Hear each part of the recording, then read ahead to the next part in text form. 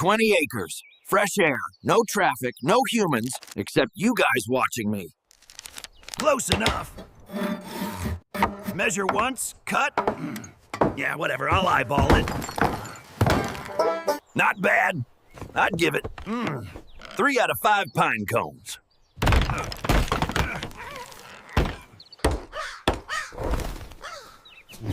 Nice bark. Do you do birthdays?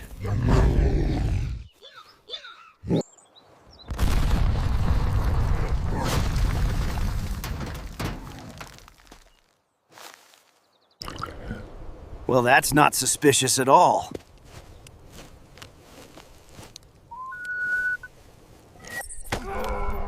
Nice house. Shame if something happened to it. You owe me a rent deposit if you touch it. Who even trash talks and howls?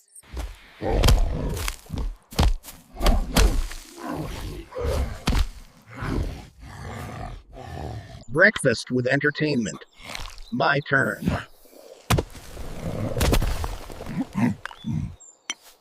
Oh, you're dead.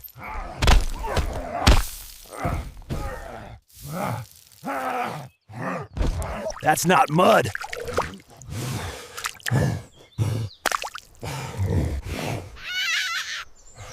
Dogman steps here, snap. He's hanging like an upside-down hot dog. It was supposed to be a demonstration. Dogman thinks he can blow up my house? Not today. Not tomorrow. Not in 1,000 squirrel years. Smells like Bigfoot. You blew up my house. Best real estate decision I ever made. Surprise! Ow! That one was pointy. Needs more mustard. Pinecone karma!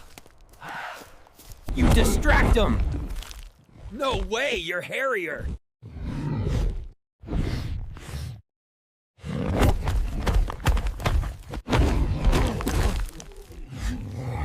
You know, this moss is actually kind of comfy.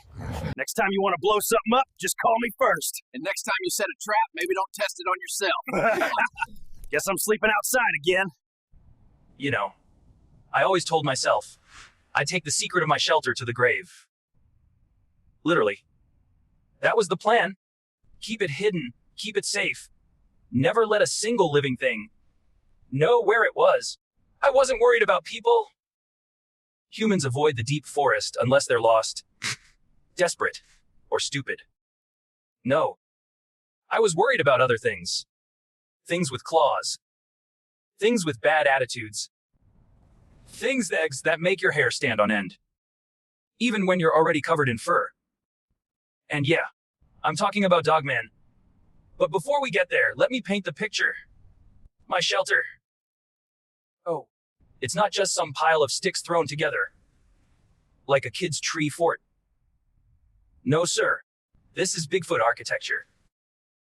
We're talking premium real estate double. Layer moss insulation. Reinforced log walls, a roof so thick with pine needles. It's practically camouflage from space. It's cozy, too. I've got my sleeping pit, a rock I use as a chair, a special shelf for my favorite shiny rocks. It's a whole vibe. The location. Hidden between 2 ridges, where the mist likes to hang low in the mornings, making it look like the forest is wearing a beard. You could walk within 10 feet of it and swear you were looking at just another hill. And for years, nobody found it. Until that night. It started innocent enough. I was inside, enjoying a fine dinner of roasted mushrooms and a pine cone that tasted way better than you'd think. When the wind shifted, it carried a smell I didn't like. You ever smell wet dog? Now imagine wet dog mixed with rusty metal, a dead fish, maybe a gym sock that's been left in a swamp for a month. That's the smell. My stomach dropped. I froze, sniffed again, and yep, there it was. Dogmen. Now, me and Dogmen, we have history. The kind of history where you hope you never bump into each other again. Because last time involved a lot of running, some screaming, and me losing my favorite club in a river.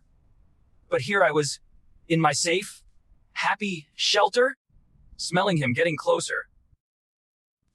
I peeked out through my little lookout hole, and the forest had gone dead quiet. Not a cricket, not a bird. Even the trees seemed to be holding their breath. Then I saw it. 2 yellow eyes in the darkness staring right at me. Not blinking, just staring. My first thought, oh no, he found me. My second thought, whoa, he's been working out. He stepped forward, and the moonlight hit him. Tall, muscular, covered in mud, and something that might have been blood, but also might have been barbecue sauce. Wasn't about to ask. His claws dug into the dirt like he was kneading bread. Only bread doesn't usually growl. I grabbed my oak club in one hand and a burning branch from the fire in the other. If there's one thing I know, it's that Dogman hates fire almost as much as he hates losing. Then, bam! He slammed into the side of my shelter, so hard a wall of moss fell inside and hit me in the face. He snarled, showing those razor teeth, and I swear one of them had something stuck in it. Maybe a piece of deer, or maybe squirrel, or maybe he just doesn't floss. We locked eyes. He was daring me to make a move. I swung the burning branch, sending sparks into the night. He flinched, but didn't back away. Instead, he paced in a circle, keeping just outside the light. The way he moved was all Predator, but also a little dramatic, like he was auditioning for a nature documentary. Then came the howl. Oh, you've never heard anything like it. It started deep in his chest, so low I could feel it in my toes, then climbed up until it was high enough to scare the moon itself. Burn. I think I even heard an owl fall out of a tree. I wasn't about to just sit there. I stepped out of the shelter, holding the fire like I meant business. Back off, furball. I growled. Not my best insult, but I was under pressure. He lunged again, claws swiping. I ducked, swung the fire, and accidentally set one of my own logs on fire. Great. Now my shelter was under attack from both Dogman and bad luck. We danced like that for what felt like hours.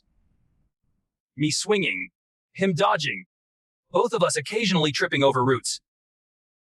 At one point, I swear he slipped and pretended it was part of his plan. Classic Dogman.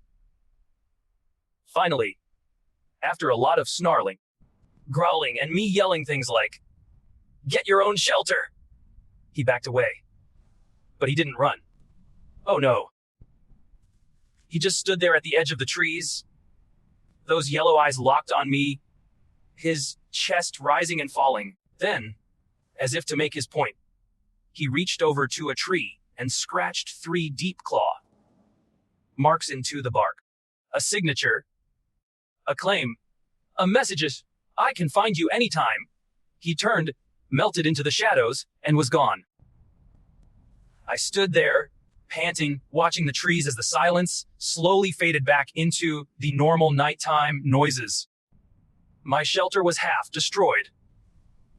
One of my favorite moss walls was now a smoldering mess, and I smelled like smoke and adrenaline. But I was alive. And now, I'm on the move again. Because once Dogman finds you, it's not over. He's out there, probably telling his Dogman friends about the night he almost got me.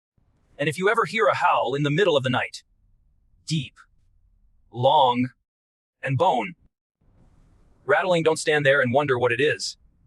Just run. And for the love of all things hairy, stay out of my shelter.